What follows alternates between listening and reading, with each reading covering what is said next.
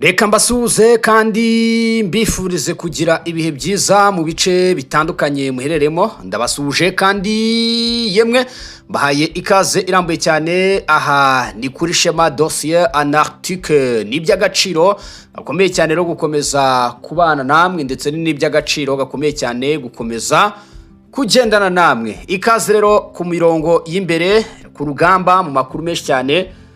Dukomeza kugenda tubarambura muri byinshi cyane, dukomeza kugenda tubagezaho. Murabizi rero ko Shema Dossier Anarctique tuba tugiye kurambura page zikomeye cyane ndetse n'ingingo z'amakuru menshi cyane agiye atandukanye. Mu by'ukuri ni iki rero tugiye kugenda turebera hamwe, ni iki tugiye kugenda tugarukaho muri aya masaha. Rero amakuru yo murabizi ko gemba nimo ndagenda ngaruka ku makuru menshi cyane ndetse na byinshi cyane bigezweho. Ndagaruka ku nkuru irimo iravuga ko drone za FARDC zizengereje abarwanyi b'inyeshyamba z'umutwe wa 23 muri axe zitandukanye. Ndagaruka ku ijambo rya Maxime Prévost ndetse ibyo yashimangiye ku kuva kw'ingabo z'u Rwanda ku butaka bw'igihugu cya Repubulika Demokarasi ya Kongo ndetse no guca intege umutwe wa FDLR. Turabigarukaho mu buryo burambuye cyane muri aya makuru. Muranyemerera babwire ko FARDC isohoye itangazo ishinja umutwe w'inyeshyamba za 23 gukomeza kurenga ku masezerano y'agahenge n'inzira z'amahoro mu burasirazuba bwa Kongo. Byose reka nze tubirebere hamwe kandi tubirambure mu buryo burambuye cyane. Murabizi ko ariyo gahunda yanjye. Ikaze rero, ikaze mu biganiro byacu, mu makuru yacu. Mbere ya byose, Dr Pembe akorera kwijwi burasirazuba bw'igihugu cya Repubulika ya Demokarasi ya Kongo. Ni muganga w'indwara z'amarozi izananiranye zose. Ukeneye ibindi bisobanuro rero uraza kumwandikira cyangwa se umuhamagare kuri izo nimero ziri kuri screen zawe. Aragufasha, agukoraho rikaka bikagenda neza cyane. Akarusho atanga free delivery aho uherereye hose ku isi. Icyitonderwa, Dr Pembe uzajya wishyura service yamazije kuguhereza. Ngayi nguko rero ubwo umugani. Reka twite cyane rero, reka twite cyane turambure amakuru ndetse na byinshi cyane bikomeza kugenda biyavugwamo. Shema Dossier Anarctique namaze kuza kandi nababwiye ngo jewe ndumwe mu bantu baba bari ndetse ku mirongo y'imbere, dufite imbaraga, dufite ikintu cyitwa morali ikomeye cyane. Murabizi ibyo ni bisanzwe, ariko kandi bidatinze biravuga ko kugeza amagingo angaya ingabo za Kongo zamazije kuritsira, zavuze ziti turi mu rugamba. Barimo gukoresha drone zikomeye cyane z'intambara mu bice bitandukanye, nk'uko birimo gutangazwa n'inyeshyamba z'umutwe wa 23. Ku rundi ruhande bagashimangira ko izi drone zabazonse. Ni operasiyo zirimo gushyirwa mu majwi cyane abarwanyi b'inyeshyamba z'umutwe wa 23, aho bagira bati kuva ku itariki 8 z'ukwezi kwa gatanu ku bitero by'amadrone byabereye ku isoko rya Mushaki, ntituragoheka ntituraryama ngo dusinzire, kubera ko guverinoma ya Kongo 24 ku yandi irimo iratugabaho ibitero by'amadrone azwi nka CH4B. Izo drone rero zikaba ari drone za CH4 zirimo zirakoreshwa n'igisirikare cya leta ya Kongo FARDC mu kurasa abarwanyi b'inyeshyamba z'umutwe wa 23 mu birindiro byabo bigiye bitandukanye. Aho ni ku ruhande rwa FARDC bavuga ko barasa mu by'ukuri ibirindiro by'izi nyeshyamba, batajya barasa mu by'ukuri mu baturage. Ariko muri izi nkuru zandikwa n'abarwanyi b'inyeshyamba z'umutwe wa 23 bakomeza kurasa ko ku ntego ko FARDC irasa mu baturage. Ibyo rero izi ngabo za Kongo zihakana. Muri aya makuru ndababwira yuko kugeza amagingo yangaya ingabo za Kongo zigishimangira ko zikomeje ibikorwa bya gisirikare mu ma axe menshi cyane agiye atandukanye, kandi zikanashimangira ko zikomeje ibikorwa byo kwirwanaho no guhangana n'umwanzi aha ku butaka bw'igihugu cya Repubulika Demokarasi ya Kongo. Berekana ko gahunda yabo ari amahoro arambye ndetse no gushimangira ubusugire bw'igihugu cya Repubulika ya Demokarasi ya Kongo, mu gihe kandi bashimangira ko umwanzi bazakomeza guhangana nawe paka. FARDC igaragaza ibikorwa bya gisirikare mu buryo burambuye cyane ndetse no gukomeza gukora iyo bwabaga. Mu by'ukuri iyo mvuze iyo bwabaga ni ugushaka kugarura ubusugire bw'igihugu cya Repubulika Demokarasi ya Kongo, mu gihe rero bashimangira ko uyu mutwe uri mu nyungu za politiki ndetse kandi ngo utarwanira uburenganzira bw'umuturage nk'uko ubivuga. Umutwe w'inyeshyamba za 23 rero ni umutwe ukomeje ugarukaho cyane kugeza uyu munsi. Rero nabonye hari indi ngingo nshya bazanye bavuga bati twebwe tugomba gukora Kivu yigenga, ibikomeje no gukora mu bwonko abarwanyi b'ingabo za leta ya Kongo ndetse na guverinoma ya Kongo, aho Kinshasa ishimangira ko imisi igiye kubarirwa ku ntoki tukabona mu by'ukuri hari impinduka zibaye. Mama 23 rero irashimangira ko ibitero kuva ku itariki 8 z'ukwezi gushize byumvikanye Mushaki, Rubaya, Minembwe ndetse kandi bikanumvikana na Goma. Bati rero ibyo byose ni ibitero bikomeza kugenda bitugabwaho, bagashimangira ko kugeza amagingo yanga rero barimo guhura n'intambara ikomeye cyane aha mu burasirazuba bwa Repubulika ya Demokarasi ya Kongo, aho harimo gukoreshwa icyitwa rero indege z'intambara zidasanzwe muri uru rugamba rukomeye cyane, aho Tshisekedi bavuga bati arimo arakoresha ibikoresho bya gisirikare. Nibyo rwose guhera mu ntangiro z'ukwezi kwa gatanu operasiyo nyinshi ya FARDC yagiye ikorwa na drone z'intambara. Ni nabwo igisirikare cya leta ya Kongo FARDC cyagaragaje ubudahangarwa kuri ibitero byo hejuru mu kirere by'umwihariko bikoreshwa indege z'intambara. Uyu munsi rero n'ubundi urabona ko ari ibikorwa bigikomeje, uyu munsi rero n'ubundi urabona ko ari ibintu bidasanzwe birimo biragaragara no kuri front line.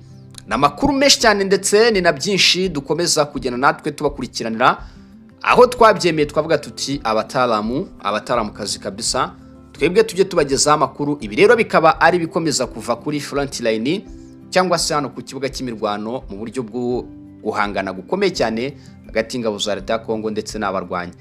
Rero ibyo byose bikaba ari bikomeza kugenda bivugwa. Izi nyeshyamba nazo ubwazo zikaba zishimangira ko uyu mutwe rwose urimo uraraswa cyane n'amadrone muri rusange. Izo ni drone rero CH4, aho rero zikomeza kugenda zivugwa cyane. Izi drone za CH4B ni drone zikomeye cyane zigurwa mu gihugu cy'Ubushinwa, ariko kandi zikaba zaranajemo izo bita Katabe 6 ndetse na Katabe 4.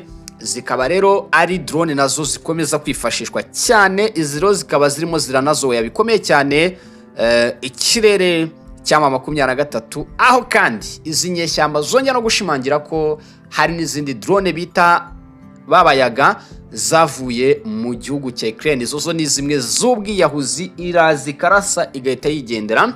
Aha rero hose niho ruzingiye kuri drone mu bitero bikomeye cyane kwarwanya inyeshyamba z'umutwe wa 23 hano ku butaka bw'igihugu cya Repubulika ya Demokarasi ya Kongo. Twihuse cyane rero reka dusohoke kuri iyi operasiyo y'amadrone yamaze gushegesha abarwanya inyeshyamba za 23, ahubwo tubabwire tuti RDC, u Rwanda ndetse na Belgique ubirigero bwo nyuma yuko Marco Rubio yaramaze gutangaza ko ngo RDF igomba kuva ku butaka bw'igihugu cya Repubulika ya Demokarasi ya Kongo, naho FDLR ikaba neutralize. Ubirigi nabwo buje gushyiraho ako bita agashingura cumu bugira icyo buvuga. Ubirigi bwashimangiye ko hagomba kuvaho ingabo z'u Rwanda ndetse ku butaka bw'igihugu cya Repubulika ya Demokarasi ya Kongo hagacibwa intege n'umutwe wa FDLR, bakavuga ko bigomba kujyanwa mu rwego rwo kongera amahoro arambye. Ngendeye ku byavuzwe na Minisitiri w'Ububanyi n'Amahanga w'Ububirigi yitwa Maxime Prevot, yongeye gushimangira ko ngo igisubizo kirambye ku bibazo by'umutekano bimaze imyaka myinshi byugarije uburasirazuba bwa Repubulika ya Demokarasi ya Kongo ngo kigomba gushingira ku ngamba zifatika kandi zishyirwa mu bikorwa icyarimwe n'impande zose bireba. Mu butumwa bwe yavuze ko ivanwaho ngo ry'ingabo z'u Rwanda ku butaka bwa Democratic Republic of Congo hamwe no guca intege uyu mutwe no kurandura ibikorwa by'umutwe wa FDLR. Ati izo ngabo zigomba kuvaho, zamara kuvaho Kongo nayo igaca intege umutwe wa FDLR. Ati ibi byose bikuye kujyanwa kandi bikajyanwa nk'intambwe zihutirwa kandi z'ingenzi mu nzira ziganisha ku mahoro arambye mu karere k'ibiyaga bigari. Yanagaragaje ko ngo gushyira imbere kimwe muri ibyo bibazo hagasigara ikindi bidatanga umusaruro urambye kuko buri ruhande rugaragaza impungenge z'umutekano. Iyi myanzuro rero ije mu gihe ibiganiro by'amahoro bikomeje guhuza impande zitandukanye hagati mu by'ukuri y'igihugu cy'u Rwanda na Congo. Ibyo biganiro bigamije kugabanya umwuka mubi n'ubundi hagati y'ibihugu, ndetse mu gihe RDC ishinja u Rwanda gutera inkunga umutwe wa 23, mu gihe u Rwanda rukomeje nabwo kuvuga ko ikibazo cya FDLR ari ikibazo gikomeye cyane, mu gihe rero uyu mutwe ruvuga ko ukora mu butaka bw'igihugu cya Congo kandi ukaba ugizwe n'abagize uruhare muri jenoside yakorewe abatutsi mu mwaka w'1994 ndetse n'abawushyigikiye. Mu by'ukuri kikaba gikomeje kuba rero ngo ikibazo gikomeye cyane ku mutekano w'igihugu cy'u Rwanda. Aha rero Ububiligi budaciye ku ruhande bwavuze buti Congo irasabwa gukora ibyo isabwa, u Rwanda rurasabwa gukora ibyo rusabwa. Ububiligi rero bwongeye gusaba impande zose zirebwa n'iki kibazo kwirinda ngo ibikorwa byakomeza guteza umwuka mubi no gushyigikira inzira z'amahoro ziri gukorwa n'imiryango mpuzamahanga n'akarere, ndetse bwanashimangiye ko umutekano, ubwiyunge, iterambere ry'akarere ngo bizagerwaho ari uko impamvu zose zitera amakimbirane zikemuwe mu buryo bungana kandi burambye. Aya ni amagambo agaragaza ko rero umuryango mpuzamahanga ukomeje gushyira igitutu ku mpande zose kugira ngo hafatwe ingamba zifatika zigamije guhagarika imirwano, kurinda abaturage ndetse no gushyiraho umusingi w'amahoro arambye mu burasirazuba bwa Congo no mu karere kose k'ibiyaga bigari. Yitwa Maxime Prevot. Ibyo rero nibyo yagiye yongera ku byavuzwe n'uwitwa Marco Rubio. Uyu rero ni umunyamabanga wa Leta Zunze Ubumwe za Amerika w'ububanyi n'amahanga. Yari yashimangiye ko u Rwanda rugomba gukura ingabo zarwo ku butaka bw'igihugu cya Repubulika ya Demokarasi ya Congo. Ku rundi ruhande akanashima ko hari intambwe ikomeza kugenda iterwa. Ku rundi ruhande akanavuga ko FDLR nayo igomba kuba neutralize hano ku butaka bw'igihugu cya Repubulika ya Demokarasi ya Congo. Yitwa Marco Rubio. Yari yabigarutseho ubwo Maxime Prevot nawe ashinzeho agati, aravuga ati reka ngire icyo nongeraho kandi ngire n'icyo mvuga kuri ibi. Ubwo rero intambara z'urudaca zo zirakomeje hano muri East Congo. Eske turibaza tuti umutekano uraza kuboneka? Turaza no kubigarukaho tuganira namwe kuri live mutanga ibitekerezo byanyu. Ese insanganyamatsiko yacu kuba amahanga yongeye kuvuga next month cyangwa se Nyakanga biri buze kuza kurangira birangiye cyangwa se birakomeza kuba ikibazo gikomeye cyane. Ibyo byose rero turaza kugenda tubigarukaho turebera hamwe, kubera ko nicyo gihe cyo kugira ngo tuganire turebe ese biri buze kuza kugenda biti. Ibyo byose rero ni bimwe mu bikomeza kugenda byibazwa, ndetse aho ubona ko ibintu bitoroshye. Aho rero ni Ububiligi bugize icyo buvuga kuri iyi ngingo ya Marco Rubio. Reka nyasoreze rero kuri FARDC irashinja umutwe wa 23 gukomeza kurenga ku masezerano ya Gahenge n'inzira z'amahoro mu burasirazuba bwa Congo. Ni itangazo ryashyizwe hanze n'igisirikare cya Leta ya Congo FARDC gishimangira ko izi nyeshyamba z'umutwe wa 23 bari bo barenze ku cyitwa CCRF cyangwa se ceasefire, bagashimangira ko rero ibingibi rero bidakwiye.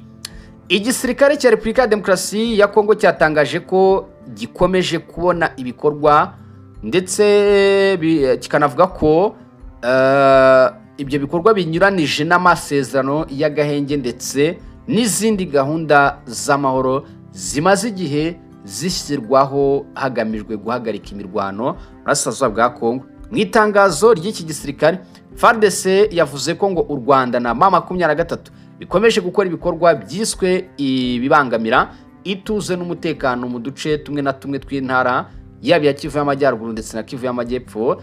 Iki gisirikare cya Congo kivuga ko ibyo bikorwa bikomeje kugaragara mu gihe hakiri ibiganiro ndetse n'imbaraga za diplomasi zigamije gushaka umuti urambye w'ibibazo by'umutekano bimaze imyaka myinshi muri aka karere. FARDC yashimangiye ko ibyo yita kurenga ku masezerano ari ibikorwa ndetse bikorwa mu buryo bukurikirana kandi buteguye n'izi nyeshyamba z'umutwe wa 23. Ibindi bivuga ko rero ngo bishobora kudindiza gahunda zose zigamije kugarura amahoro. Iki gisirikare kandi kikanavuga ko ibikorwa nk'ibi bituma abaturage bakomeza guhura n'ibibazo by'umutekano muke, kwimurwa mu byabo ndetse no gutakaza ibikorwa by'ubukungu. Ku rundi ruhande M23 nabo bakunze guhakana ibirego nk'ibi, bagashinja ubutegetsi bwa Kinshasa kutubahiriza inshingano zabwo mu gukemura ibibazo by'umutekano ndetse no guca intege imitwe yitwaje intwaro ikora mu burasirazuba bwa Kongo, harimo ngo n'umutwe wa FDLR. Abasenguzi muri politike n'umutekano bavuga ko gukomeza guterana amagambo gutya hagati y'impande zombi zirebwa n'iki kibazo bishobora gukomeza gushyira igitutu ku biganiro by'amahoro biri gukorwa mu rwego rw'akarere ndetse no ku rwego mpuzamahanga, bikanagaragaza kandi ko bishobora kugira ngo aho mu by'ukuri kugira ngo amahoro arambye aboneke bishobora kugorana.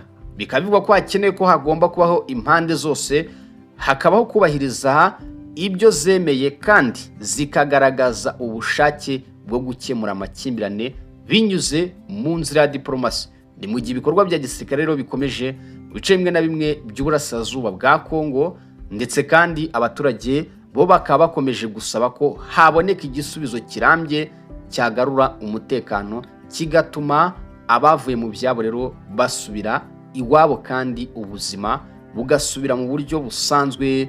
Mu gihe rero ibihugu byo mu karere, imiryango mpuzamahanga n'abafatanyabikorwa batandukanye bakomeje guhamagarira impande zose kwirinda ibikorwa byakongera umwuka mubi no gushyira imbere ibiganiro byubaka amahoro n'umutekano urambye mu karere k'ibiyaga bigari. Aha rero ni ku butaka bw'igihugu cya Repubulika ya Demokarasi ya Kongo. Murumva ibyo FARDC ikomeza kugenda ishimangira ko abarwanyi b'inyeshyamba z'umutwe wa 23 barimo kurenga ku gahenge k'amasezerano, ikavuga ko rero ngo itazanarebera nacyo icyongeraho.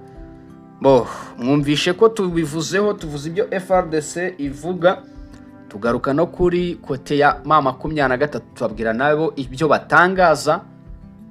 Tugarutse rero no ku busesenguzi cyo bubivugaho, dusoreje rero no ku ngaruka bishobora kugira ibiki bishobora guteza. Ndumva ikiganiro tuba tukibalansinze uko bikwiye, ndetse kandi ni nayo mpamvu tuba twicaye hano kugira ngo twumve se worabyumva. Ikaze rero mu biganiro byacu, ikaze kuri Shema Dossier Antarctique. Makuru ni menshi cyane, ibiganiro ni byinshi cyane, turimo turagenda rero twimprova ibintu byacu, ndetse kandi nanashimira cyane abantu mukomeza kunyereka urukundo. Respect kabisa, kandi Imana igikomeza kubongerera. Nibyo byonyine mbasabira, umugisha wonyine cyo kintu nabasabira, kandi mukomeze kunyereka urukundo kabisa. Murakoze cyane, murakarama, mugira ibihe byiza. Imana n'umugisha bikomeze kubana namwe birimo itandukanye mugenda mukora, n'iby'agaciro gakomeye cyane gukomeza kubana namwe, ndetse bikaba n'iby'agaciro gakomeye cyane gukomeza kugendana namwe. Ngaye nguko ngayo amakuru abakomeza kugenda atugiraho, tukavuga tuti tuyabagezeho 5 kwa 5 kabisa.